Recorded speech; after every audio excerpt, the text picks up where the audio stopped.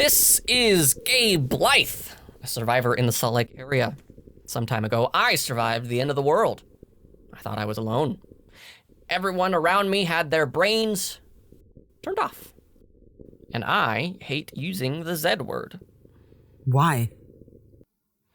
And with me today is Knight of the Round Geharis. I thought her being here would lead to some meaningful conversation. We both know you'd prefer Lancelot here. That's not entirely true. What do you mean, why? I've listened to your reasoning, but I still don't understand why you refuse to use the common nomenclature of zombie. It's a term everyone knows, a term that isn't new. We have precedent for using it, and you refuse to use it.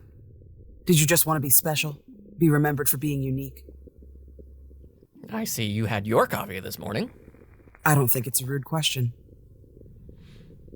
May not be rude, but there's a lot around the question that I don't even know if it's worth it.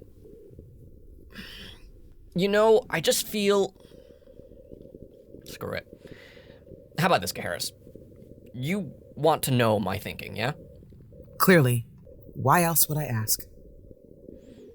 I'll tell you why I hate the Z word, but you have to answer to me why you are so devoted to your mission or goals or whatever. That wouldn't be... All I'm asking is why. Not the what, just the understanding of your psychology. I was going to say, that wouldn't be the worst idea you've had. Oh. Thank you? Do I want to know the worst? Letting that demon witch in your base of operations. Have you even tried talking to RQ? Does it matter? You are the most fun to talk to. You know that? No, don't answer that. I don't like the Z word for many reasons. First, I think it's because in a lot of fiction, the characters that carry that name are doomed to be like that for the rest of time. And you think there might be a cure? In our world? Where these things are real? Where I sit here every day and miss having a decent cup of coffee? Where I can't see what's going to happen on the next comic book panel? Absolutely. I still have hope that you and the remaining survivors that we put faith in and our votes will work towards a solution and we can fix all of this. And what is the cure? I don't know. I wish I did, but somehow we broke the world. Somehow our actions led us here. Again, I reside in this world, where a scientist is often an expert in one area, not a generic understanding of everything scientific, like some fantastic film, where they can fix anything from any topic. That's not me. I can't do much in the way of science. What I can do is hope and provide aid to those who need it. Get Lancelot, RQ, and even you a warm place to stay. Someplace dry and share some of the crops I've worked very hard on. And maybe I can help the scientist because I've figured out how to maximize the solar panels or a decent filtration system for our water. I will grant you. Your setup has been top-notch. A 4-level filtration system with an evaporation chamber. I'm sorry? I'm just reeling from receiving a kind word, let alone a compliment from you. I didn't know you had it in you. You sound like Lancelot. Now that is a compliment. Moving on. Another reason I don't want to use the Z word is simple. It's an othering term. Something we can easily brand and allow ourselves to move on from. Oh, they're zombies. Then they must not matter. And yes, I know it's ironic to be talking about othering when I named them others, but at the same time, it wasn't given lightly. RQ calls them mindless ones. I still think it's a reference to something, but I can't say for sure. But others, it feels neutral. Like we haven't used that to brand a group of people as lesser. They're just different right now.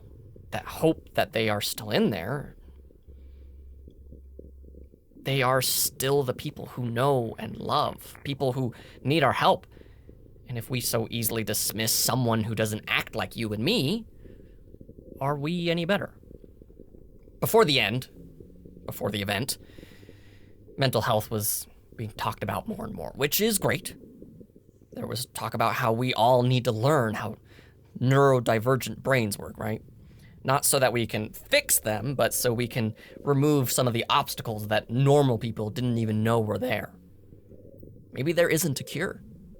Not in the sense that you and I think there is. Maybe we just need to have a better understanding of their thinking. Maybe they need help to do it themselves, crawl out of that hole, whatever powers that be that has forced their minds down into it. Does that answer your question? Well enough. I assume you're waiting on my side? Well, the survivors and I are waiting with bated breath. Why are you so steadfast in your mission? How did you survive? You don't get to answer my question with another. Just answer. After the event, you hadn't been turned.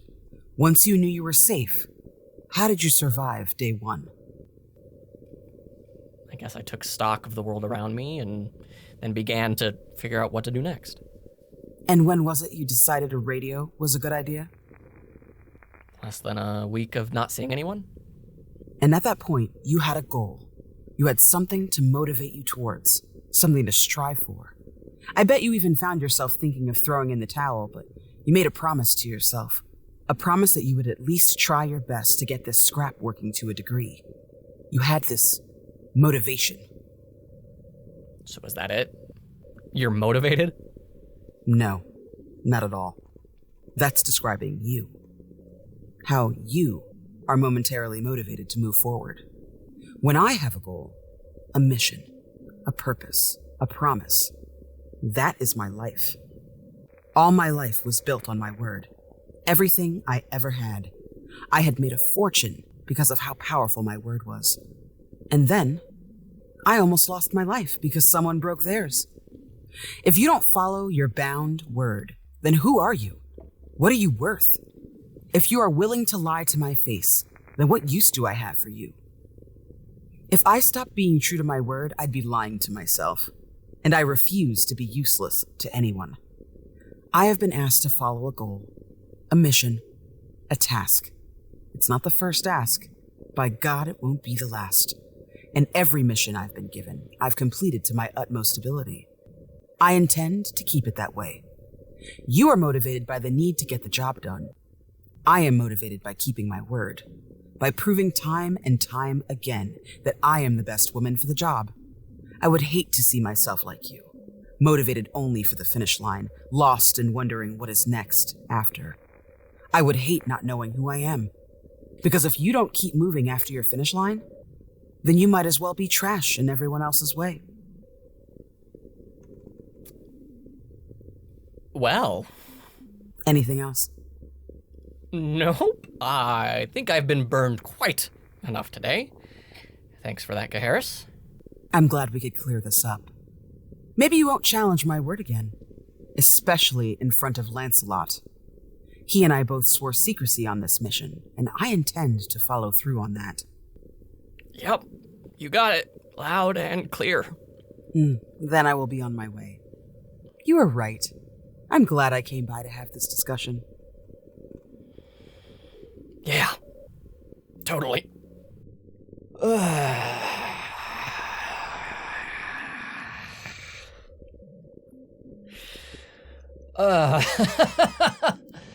Oh, man. Well, dear survivor, I think I need to head out or find a burn unit because I have been destroyed. I have no comeback for any of that. But, you know, you gotta admire her devotion for whatever it's worth. Huh. If you want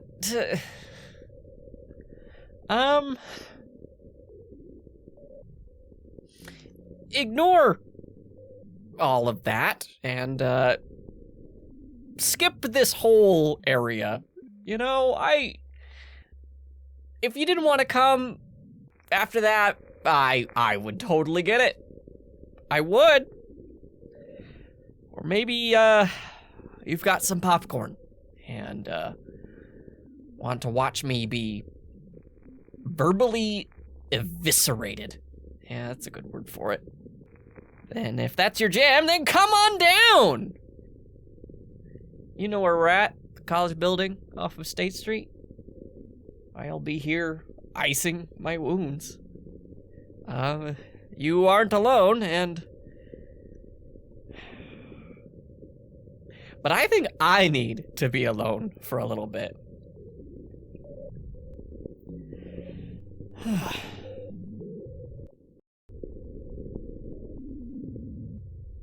Freaking yikes!